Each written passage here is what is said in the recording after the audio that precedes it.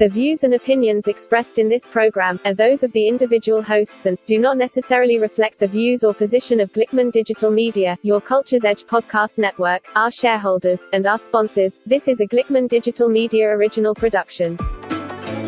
Welcome to Growing Your Life with Debbie Santillo. Listen to Deb as she talks to you about her struggles, her opportunities, and her blessings. She gives wisdom with a dose of common sense. She shares her career being a model actress, as well as a writer for a number of publications. And no, here is Debbie Santillo, but you can call her Deb.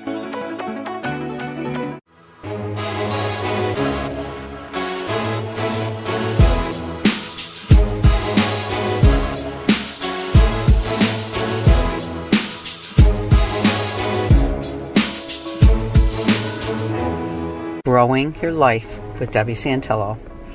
Kind of a gloomy day. Rain the last couple days. Gets you sitting a little more still sometimes, looking around, checking things out. I had a little something disturbing that really, I'm surprised it bothered me as much as it did, but it did bother me. So anyways, I'm on my way in the inner city area of, we live in suburbs. I see a gentleman. I don't want to label him as hippie because, he's got long, gray, curly hair. It was really long. Clean gentleman, no problem. Backpack, walking, getting wherever he's got to go really early in the morning.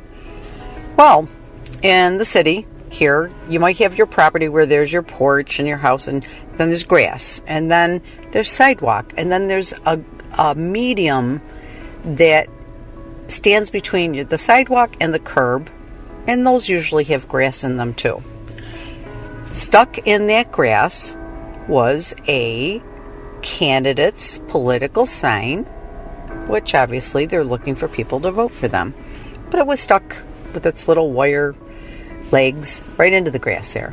I know all sorts of people put these political signs, in their own lawns, and they're up on billboards. I've been driving down the expressway, and somebody on the back of a trailer, I know a gentleman that does it for a living, makes really good money. He has a huge billboard, but it's on like this little trailer. He just drives it right up on a side of an expressway, sticks it in the grass at a certain angle, and unconnects it and drives it off. He's helping candidates that he believes in that are also obviously paying him to do so. They don't pay him to believe in them. They pay him to help them advertise their campaign. Anyways, that's all that's being done here. Well, this long, gray, curly-haired gentleman, backpack, walking, hoofing somewhere very early in the morning, I might say, walks up to the sign while I'm sitting at a red light, proceeds to pull the sign out of the grass and whip it up against bushes that are in front of this house. Proceeds to just walk away, and he did it very indignantly. So I don't know if it was a Republican, a Democrat, an Independent, or whatever other type people that would be running for local office or anything. I don't know who it was. That's not what I'm mad about. I didn't understand why this man thought that he had the right to pull that sign out of the ground and throw it to the bushes like that. He's stopping free speech. This could be an extremely intelligent person, and maybe they knew the laws were that you're not supposed to put them in the medium. Maybe he lives in the city, and he's got a lot to do with keeping the city beautiful, and, was trying to express the fact that, no, you're not supposed to put a sign in that part of the grass. But he whipped it out and threw it against the bushes. I don't know if the homeowner put it there. I don't know who put it there.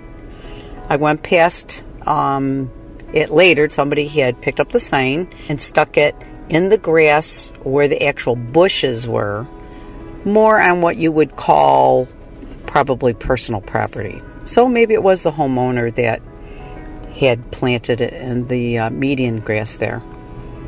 It just really hit me that there are so many people who, because you don't believe the way they believe or want rules that they want or don't want rules that they don't want,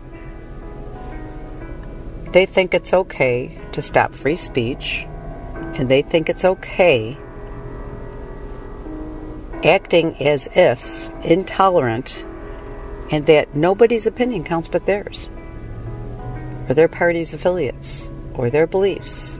That's why they say, when you're going to a party, don't talk about religion or government, because they're very heated issues. The point is that if somebody wants to put a manger on their front lawn, I'm not going to protest it. I don't care if I have to walk past it every day. It's their right to put a manger scene up on their front lawn if they're Christian or whatever. It's like I'm not going to sit there and try to stop other people because I don't like the way it makes me feel. I'm not going to behave as if I am the only person in this world and my opinion and my feelings are the only ones that count. It was totally wrong for that person to take the sign out, I guess, because maybe it is illegal. Maybe, like I said, he has a stance in the neighborhood there, and maybe, everyone's been told don't put signs on the medium part. I don't know, but just the way he did it, I'm just having a hard time believing that, that was the case. Something else that I truly, truly am concerned about right now is the fact that so many stores are closing. There are 2 major garden stores that have been in my area, one for 80 years and one possibly longer. My parents and their parents used to pick up produce or flowers or vegetable plants or what have you at these garden center stores. And I've seen department stores closed down. I've seen whole malls shut down in our area, and they can't even get anybody else to replenish anything in the mall. They've absolutely ruined it. Didn't have heat in it. Pipes bust. Water's all over the place. Nobody wants to touch the property now. It's a mess. And people thrived in that mall at one point.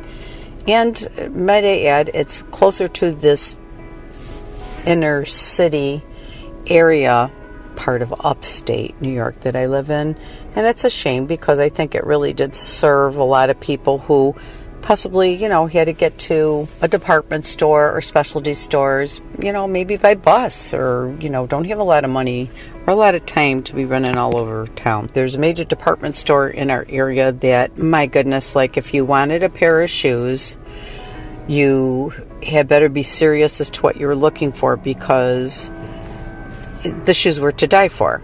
And you could go in there and literally, if you could afford it, could pick out like 8 solid pairs of shoes that you would absolutely love. I'm not talking frivolous, like, I'll just get this and wear it once because it's lime green or something.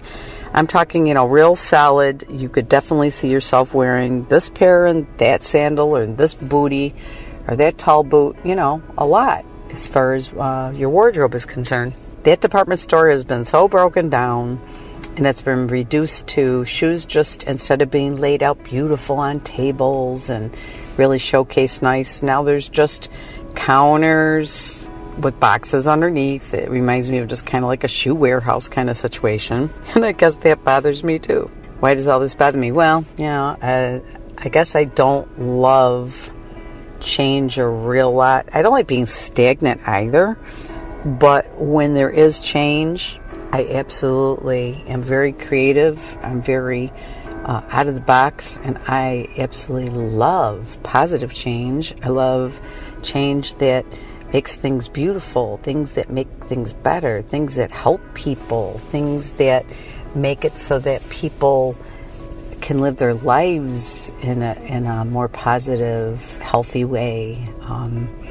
But when you start seeing change that is the opposite, and it seems like things are starting to decay and things are starting to go downhill, it's a little scary. It's kind of like when we bought our first actual home that we owned after living in a few apartments and stuff. My husband and I bought in this one neighborhood, and it was kind of a melting pot of different people living there. And within the first year we moved there, I was already pregnant. We had the baby, but by the following spring, we started doing home improvements. We started, we did roofing, gutters.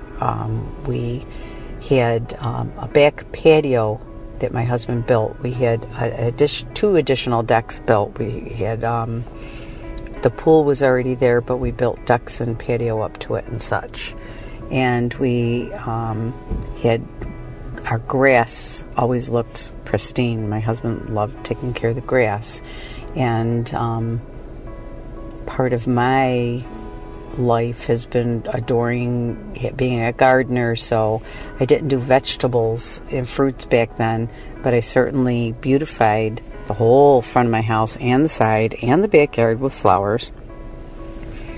We did floors, we replaced doors, we replaced windows. I mean, that house, we did it up for the 16 and a half years that we lived there.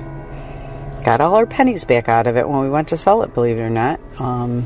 Every dollar we ever put into it, we got back, plus a few extra dollars when we went to sell it. But the reason why we sold it, because it was in pretty good shape. I mean, we had redone a bathroom, everything. But we noticed that when we moved in and we started to improve, other people started looking around saying, oh, they're doing this, they're doing that. And I think it pretty much kind of motivated other neighbors. And little by little, we started seeing other people really motivate. And other exchanges of people's living in houses had occurred too. So other new neighbors moved in and they wanted to improve. And it was just a great situation for about 12 years, which was 13 years maybe total, including the first year that we were busy having our first child. But yeah, by the time we were there about 13 years, we started noticing some other homes were starting to pass on to new home ownership. And in this situation, the new home ownership was not going well in the neighborhood. It seemed like things started going downhill. My husband and I said to ourselves, you know what? I think it's time for us to cut and run. We've done what we can here. It's been a great house to bring our 2 children up this far in, but it's time to move on and out. And we were doing financially much better, so we decided to move. And we're so glad we did. Other neighbors stayed about another 6 to 8 years, but eventually, one by one, they all moved out, and the neighborhood's just horrible. But what was so sad, going back about 2 years later through the neighborhood, our house had just so very much changed. To the people who absolutely swore, I mean, I was emotional about it. I was like, you'll take care of this place, right? We've put our heart and soul into it, right? And they, oh yes. And what happened is that they let every single thing go. I mean, there were like weeds as tall as me growing in my gorgeous gardens. One summer that we passed by, and patio had all grass and weeds coming up through. The pool was never even open. It was a cesspool. It was just terrible. And our old one set of neighbors that still live there to this day would call us and cry and just say, oh my gosh, what they're doing to your house. They didn't like it at all. This is Deb Santillo with Growing Your Life.